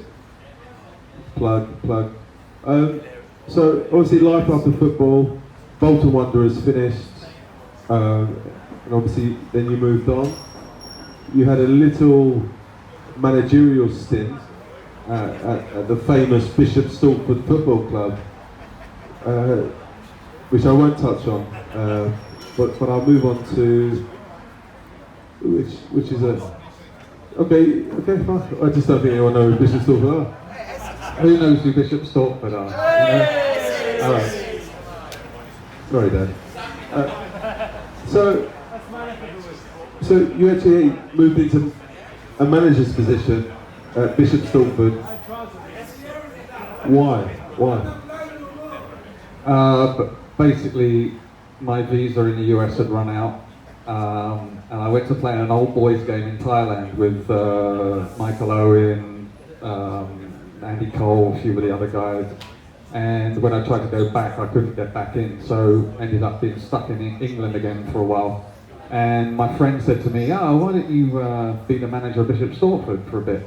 He said, "You're not doing anything else." I was like, "No chance." Like, my dad had been a manager, I'd seen the stress. I'm like, I'm not being a manager, there's no way.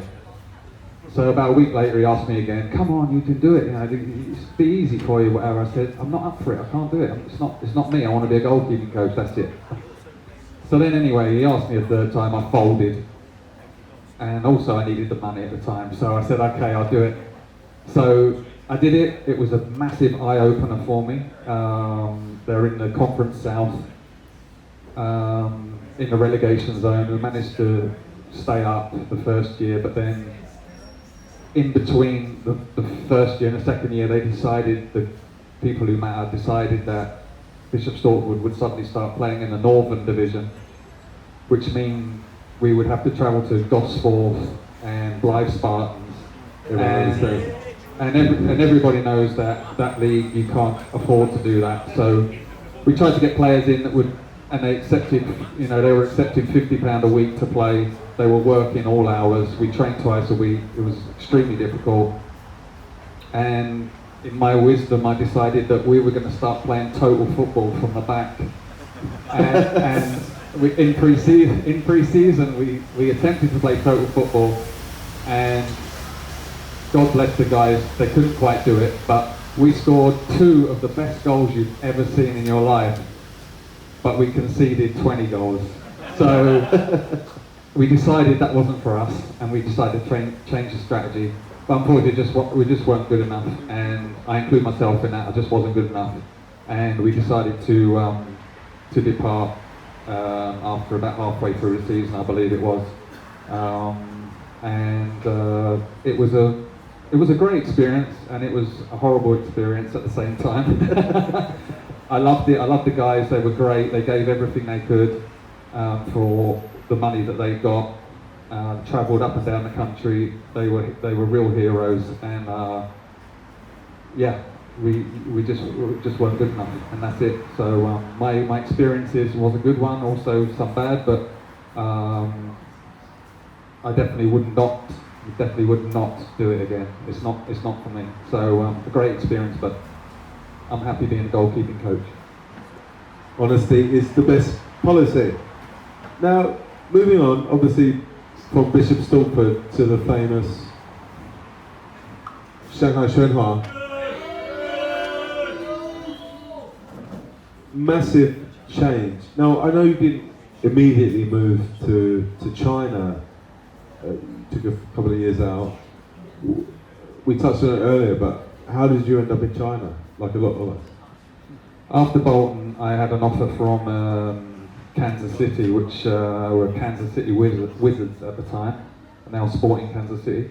And unfortunately, in between training full-time at Bolton and going to their training camp, I did something to a disc in my back, and I couldn't do it, so I had to turn to coaching. And I started doing some coaching in America, not for any money, of course, and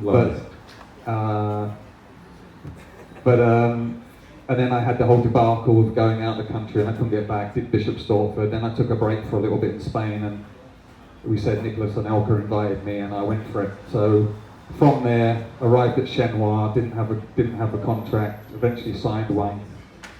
During that time, the first 5 months, the goalkeeper at Shanghai got in the China national team, which obviously was good for me. They asked me to sign another year, which I did. During that period of time, they weren't paying the salary on time, not just for me, but for the foreigners. The foreigners went on strike. Didier Drogba didn't get paid. He left after 3 months, went to Fenerbahce, and the whole club was a bit of a mess. So they owed me some money, and I said, okay. They asked me to sign another contract. I said, if you pay me my money into my bank account, I'll sign the contract. They paid me my money and I signed for SIBG. So Sounds like every expat here.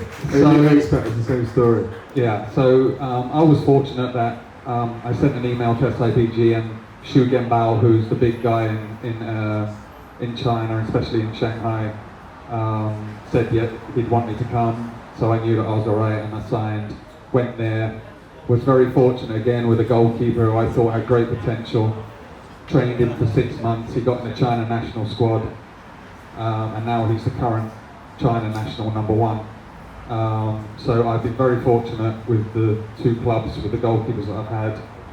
They've had the will to try and be the best that they can be, and both of them have gone on to be in the China national squad and now the China national #1. So I'm very grateful for them for putting the effort in, and I feel like I've been very fortunate that the club here, especially SIPG, showed me a great amount of respect and trust in what I'm doing, and so yeah, we've been quite successful since then. So yeah, just to make that point clear, if Ian didn't make it clear, was Ian has coached both the China national #1s since he's been here. So that's a massive accomplishment, and a round of applause.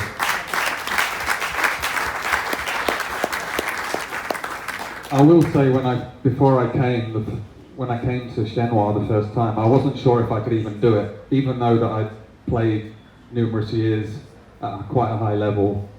You're still never sure whether you can translate that into being a coach. And the first year I was just doing the things that other coaches had told me that I thought were good, and I was just hoping that that was going to work.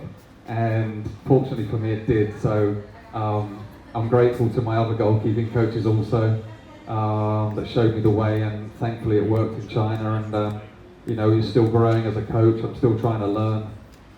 Just because you played at high level doesn't mean that you're going to be a good coach. And like I said, I'm grateful for the opportunity to come here, and hopefully for a few more years. And then when it's time to go, I'll know. So, but I'm ever so grateful for the opportunity.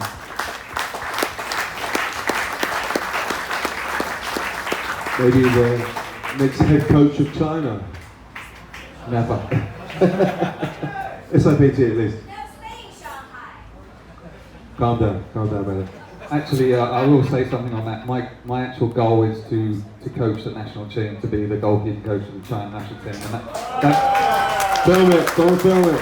so that is, again, we talk about goals. When I was young, I had a goal to play for England. I had a goal to play in the Premier League, what was now the Premier League. And as a coach, obviously, I have a goal also, and that's while I'm here is to coach the goalkeepers at the national team in China. So hopefully I will get that opportunity at some point. I'm not sure, but that's a goal for sure. Well, I think you deserve it because you've already brought them there, so you deserve it. So, much to my fans' disappointment, I'm going to have to come off the mic now, and it's time for Q&A. So I'm sure a lot of people have got questions. Just to go back again, make sure you buy your raffle tickets because there are some big prizes to win tonight. If you don't buy enough, I'm not going to give them out. So again, just to go through, framed Chelsea picture of Costa and Cahill, signed SOP shirt by Hulk, signed SOP shirt by Oscar, Spurs signed shirt, and a 500B part-time voucher. Okay, so you can get your raffle tickets at the front. You can get your raffle tickets at the front. We're going to move on to Q&A in 5 minutes.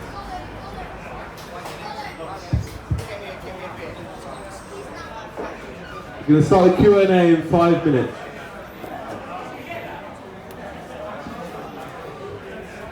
Go buy your raffle tickets now. Play in front of the big guys like we had before, like Neil Ruddock, who would take no prisoners. Same at Leicester, like we've already talked about Matt Elliott and Jerry Taggart. Always great for a goalkeeper when you know your centre halves are going to mix it up for you and protect you a little bit. So they were my favourites, yeah. And Matt is a legend, obviously, so of course he's in there. Thank you for that. Right, okay, John's got a question for you. Thanks for the night, Ian, really enjoyed it. And modern goalkeepers are like super fast with their feet and like look to start attacks off with teams and stuff like that now. How comfortable would you be with that and would you cope with it, do you think? Well, the whole goalkeeping back pass rule started when I was in there. So people, if you look at guys like Steve, if you remember Steve Agrizovic, who was at Coventry, not big on, bloody on. You know, he was an awesome keeper, but he struggled a little bit with the back pass because he wasn't used to it and he was a little bit older. So then he was a great keeper. So yeah, it's obviously different. I was quite comfortable with all my feet, left and right, but I found it a little bit easier than perhaps others. I wasn't as heavy as a lot of the others. I think the heavier goalkeepers made me find it a little bit more difficult. But I played on pitch and all that kind of stuff, so I was used to playing right and left foot. Didn't just play goalkeeper all the time. So for me, it wasn't too bad. I could have done better, but I was probably more comfortable than most. Okay, we now have a question from Christian from Norway. Hello, and as a Norwegian, we always talk about these Norwegian players and Erik Thorstvedt. You come in after playing like second violin to Erik. Can you tell me about how it was to play like a second goalkeeper for many years, and then how did you manage to win the first place in the team? Yeah, sure. I'll talk about Erik. Erik was a goalkeeper I respected a lot. He obviously played a lot of times for Norway. I think 90 odd caps maybe for Norway. And when I joined Tottenham, there were 7 goalkeepers in front of me. What you would call senior goalkeepers. But like I said before, my goal was always to get into the first team. And so, although I knew I had a big task ahead of me with Erik being so successful, I thought in belief in myself that I would do it. Yeah, Erik was an excellent goalkeeper. He got on very well. He was what I would call a proper professional. He worked very hard in his game, and he was built like a bodybuilder. But in the end, I don't know whether it was because he had some injuries or whether I had my chance and I took it. But he was a good person to have as another goalkeeper at the club because he did things the right way, and it was good to learn from him. So I appreciate Erik and what he done in his career, and I thank him for his advice that he gave me when I was a young goalkeeper. Right, great stuff. Okay, we now have David from Brazil. Florian. I'd like to ask you, in your 8 odd years here in China, if you could tell us who's the best Chinese player you've seen play in any position? Well, the best player I've seen is probably Wu Lei. Just because I've seen him every week. I mean, I've seen him every week. There may be somebody else there that's a better player, but I haven't seen them consistently to say that they're better than him. He scored 27 goals in his last season with us, and then went to Espanyol, which is quite rare for somebody to go to a club and play in a top league. So I would say him as an outfield player. Of course, I'm biased towards my goalkeeper as far as the best goalkeeper in the country. I think he's proven that over the last 4 or 5 years that he is the best, and we have to continue to try and improve. But I would say Wu Lei as a Chinese player is the best that I've seen to this point. Excellent. Okay, thank you. James from the UK. Yeah, continuing on the China theme, you more to layered about China. How have you adapted to coaching Chinese players, and how have you felt the evolution of Chinese football over the last few years? Have you felt the fans have improved, and how do you feel this year, under the unique circumstances under which football is being played in China? How have players adapted to that? Okay, so when I first came, the standard of the training was poor. The intensity of the training was not there. Technically the players weren't where they should be, what we would expect anyway in Europe. So the first thing I changed was the intensity of the training, the demands amongst of what we expect from the goalkeepers. So, for example, the Chinese coaches would allow them to drop the ball, would allow them to make mistakes and not correct, would allow them to not be, for example, if I'm volleying a ball at you, I expect you to catch it 10 times. If you drop it twice, we do 2 more until you get to the 10. We don't just let it go. So that's one thing that we changed. Certainly the intensity of the training had to come up a massive amount. And I think over time it's getting better. It's slow because a lot of the time the academies are not where they need to be. So a goalkeeper who is 18 years old may come to the first team and train with us for a week or 2 weeks. He's nowhere near the standard because he hasn't been taught from a young age the basic and fundamentals of what he needs to learn, and that's diving, catching, doing the basic stuff. So that's missing, and it's still missing to this day. So although we try to change it, it's difficult. You can't tell people what to do necessarily here. It's you try, but you accept whatever they say, and I think it still has a long way to go. The bubble now, as it's been for the first phase of the season, it's been weird, totally weird. I think some of the games are difficult because the teams that are kind of not as good or haven't got as much money to spend, they just want to defend. There's no attacking, they just defend and try to nick a goal, and if they can, great. It's so much wasting of time, it's ridiculous, it drives me crazy. But again, that's something for the authorities to sort out.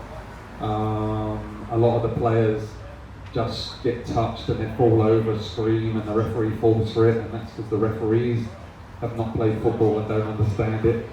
So there's a long way to go, but eventually I think the league will get to a better standard, but it's just a matter of doing it properly, and over time it will improve, and that's all we're trying to do. I think from the beginning to now it's definitely improved.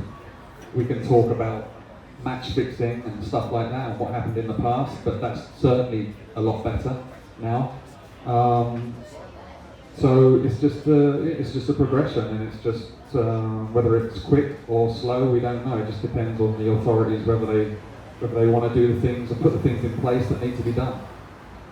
Fantastic stuff. Right, okay, we have Miles from the UK now. When you were growing up, what player inspired you to be a footballer? Oh, that's a good question. Well, I used to, as a lot of people do, they follow the teams that are successful. So in my when I was young, Liverpool were winning everything at the time. So the goalkeeper that I followed was always Ray Clements. I also like Dino Zoff, who used to play for Italy. I don't know if you know Dino Zoff, but I used to follow those. So mainly Ray Clements and Dino Zoff were the ones that I looked to. Ray Clements had my kind of build, and he kind of had the same kind of way that I move and stuff, so I followed him a lot, and obviously he was very successful, one of the greatest goalkeepers that England have ever had. So, as I said before, very fortunate that he was my coach at Tottenham also. So I would say Ray as the number one, and Dino's off number two. So. Great stuff, great stuff. Right, we now have Richard from the UK. Who do you think right now is the best goalkeeper in the Premier League? In the Premier League? Oh, that's a good question. Yeah.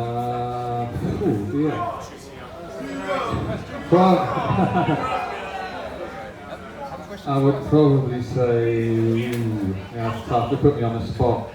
I mean, Alisson is obviously come in and done a tremendous job at Liverpool because they were struggling before, unfortunately, and he's come in and stabilised that position. I think he's been very solid for them.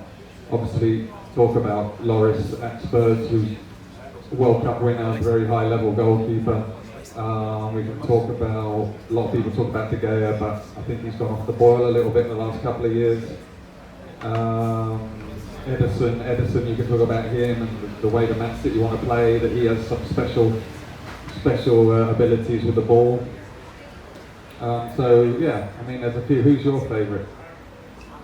Alisson? Okay. So yeah, we're not too far away. But on a more worldwide scale, my favourite was always Neuer. Buffon and Neuer were my two favourites. I mean, there's a lot of good. Oblak right now at Atletico Madrid is very good. So yeah, there's a few up and coming, but and a few of the old ones that I still follow. But Premier League, Alisson, I would probably say at the moment. Surely Neville Souter is there as well, yeah? Neville's still there, he's in great shape right now. Anyway, we have Sebastian now from Italy. Who's the toughest forward you have been against? Top player.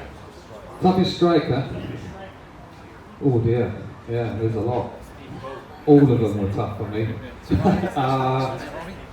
From England, oh well, you got Fowler, you got Owen, you had Henry, you had Ian Wright, you had oh dear, how many others? Shearer, yeah, Shearer. Anybody else? Steve Ball, Stevie Boy, who was tough. Yeah, Cantona. Big Dion was a pain in the butt. He'd sneak the ball in, he was a joke. Zola, he was terrible, I hated him. Andy Cole, yes, very good shout. So yeah, I didn't play against Wayne, I was a bit old. But yeah, I mean, they're all great goal scorers, but the main ones that were a pain for me were the big guys that used to play against Duncan Ferguson, John Fashanu back in the day, Cyril Regis, players like that who you knew you were going to take a battering off. No matter what. So, you know, I remember John Fashanu, every game we'd play, he'd come up for a corner and he'd say, oh, me and you on this corner, me and you. And I'd go, yeah, all right. And then I'd catch the corner, and the next corner come in, you know for sure an elbow was coming straight in the middle of your chest or your face. So that was always difficult to deal with because, you know, he hurt a lot of players, and you always had to be aware of that. But the other guys were fair.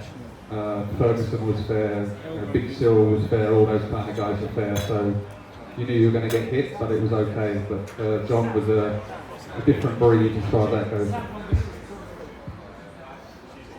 Okay, we have Sam now from the UK.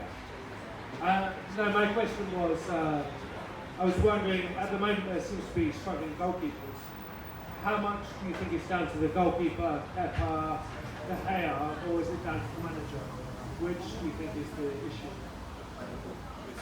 Say it again. Sorry.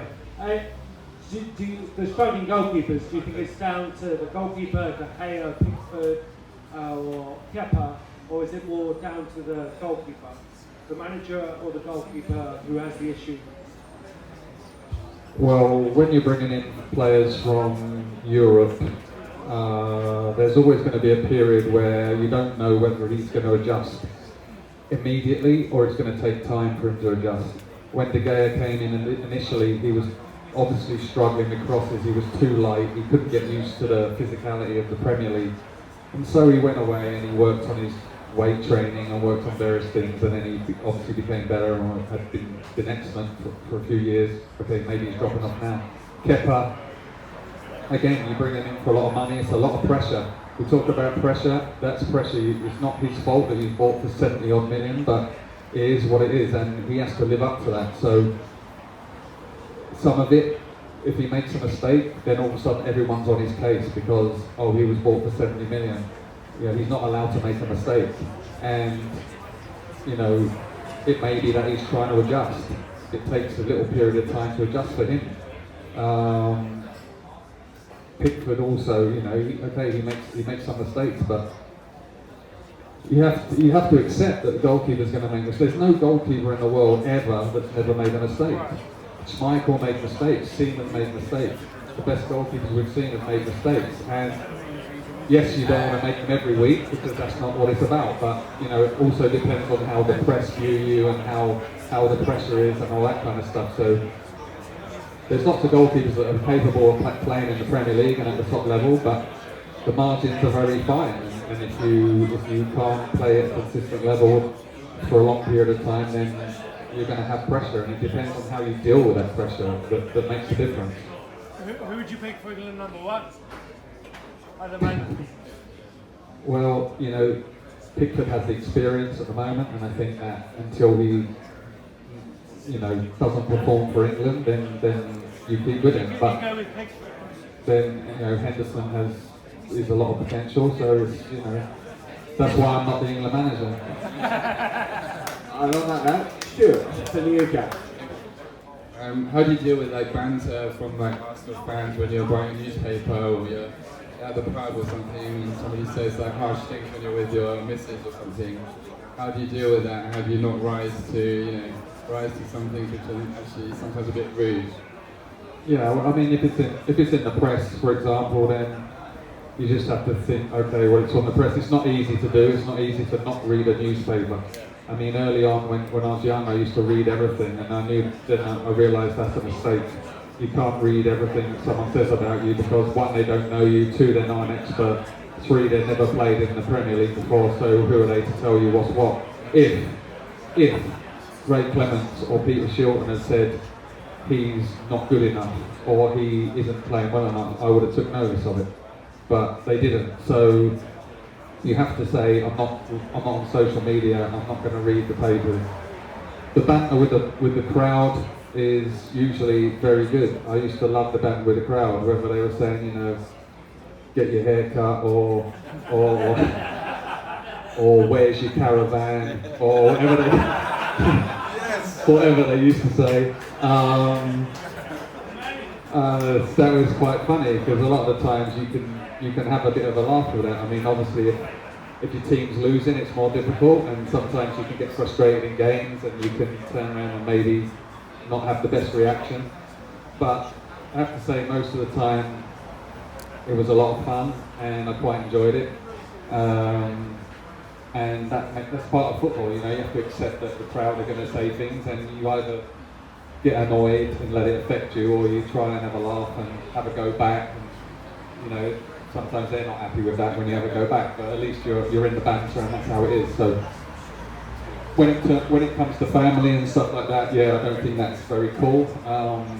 You know, my mum died in 98, and you know, I had a few times where someone would shout out something about my mum and I wasn't happy about that. I wanted to jump in the stand and pick the guy out, but generally that didn't happen, and it was only, you know, a few incidents where that was the case. But it happens, and you have to try to put it off. I mean, you see that sometimes with players going into the crowd, into the stand where their family are, and and trying to sort it out, which is unfortunate, but it can happen because we're emotional people and we don't like to have our family hurt. That's where it died, right? Yeah, that's what I was referring to. So, yeah, exactly. So it happens and you try to put it out of your mind, but we're a human and sometimes family is not where we want to go. Okay, we've got 2 more questions left. First one from David. Ian, can you describe the intensity of the North London derby, and what's your favourite Arsenal Spurs memory? Well, the North London derby is special. I mean, you know it's special, you know it means everything to the fans, you know that when the fans go to work on Monday morning that they're going to have the bragging rights, and we want to make sure that the Spurs fans can rub it in the faces of the Arsenal fans. So that is a massive motivation for the players, and I'm not sure if the fans understand that that's how the players feel, but that is how the players feel, and that's what makes it different. It makes it different from every other game because we understand what it feels like for the fans, and that's what makes it special. That's why you want to really win that game, and so that everyone is happy. The next week, the week after that, no matter what happens, we can turn around and say, yeah, but we just beat you in the derby, so they can't really say much. So everybody understands that situation, and it makes it extra special. We didn't have that much success in those games, although we drew a lot. We did win a few, and they were always special moments. Special moments obviously for the fans, but super special moments also for the players. And to see everybody happy and know that we've won that game was definitely a highlight of the season. When, especially if you won both, which wasn't very often, but if you can turn them over, you know you've got the bragging rights for a while, and everyone can have a little bit of a smile and enjoy the back of that. So yeah, we knew what it meant. Fantastic. Right, okay, the last question from Mark. Speaking about having a little smile, out of all the teams you played for, and I include England, who was the longest in the shower? I was prepared for this question.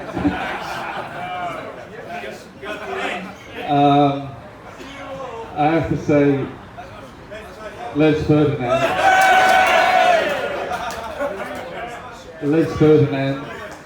And sorry, Les.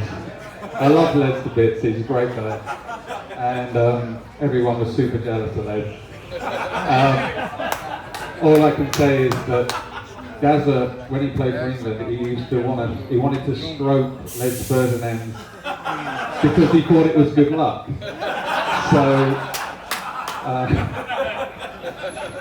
Les, yeah. I think Alex Ferguson was also quoted saying that it was magnificent. So, I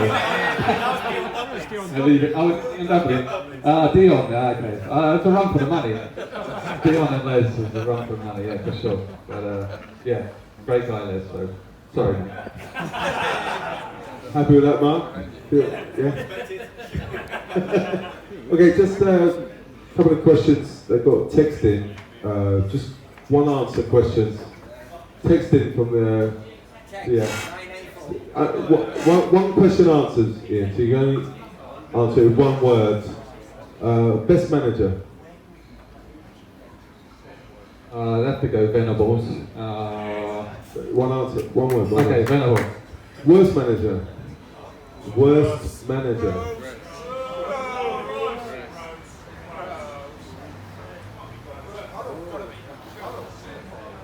Let me shy. Alright, gross. Yeah. Biggest enemy in the game. Didn't really have any. Oh, lies. Yeah.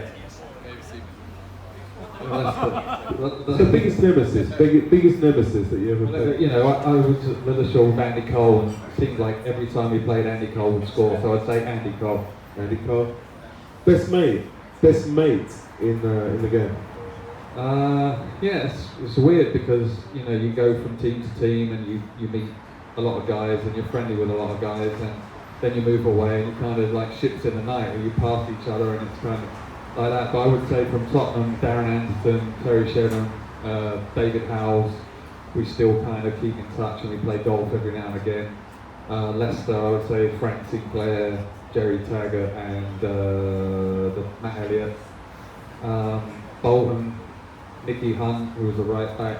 The rest I don't really keep in touch with. So there's a lot of good guys that I met who I like a lot, like Scott Minto for the under-21s, and players like this, players from the youth team. Actually, I stay in touch more with the guys from the Tottenham youth team than I do probably anybody else. And that's also a problem when you come up through and you meet people and you're never sure, are they my friends or are they just want to know me because I play for Tottenham or because I play for England. So yeah. I also have friends who I met outside in Tottenham when I was at the youth team, who I'm still friends with. So that's who I keep in touch with. Like people like you, Sammy, who just like me because I play for Spurs. Absolutely. I told you that from the start. And your hair. So before I say thank you, Ian, for doing a great job, just give us a sentence to describe your life. I'll give you about 20 seconds to think about it. But just to describe your life in football, like an antidote, like that you have in life, that you would just to end this on. How do you see life in football? It's the best job in the world. Yeah. Yeah, fair enough. That's it. Best job in the world. The best job in the world.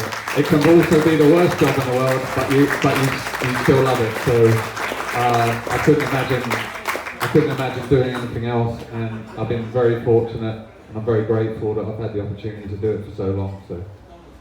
And last question, we're still friends. Yeah, we're still friends. Okay, so guys, we're going to do the raffle in 1 minute. If anyone wants to get a picture, shake Ian or touch his hair, come on up and you can get out of the way. You can touch the wig. If you want to touch the wig, it's alright. Thank you all. Thank you so much. Thank you everybody. I appreciate it. Thank you very much.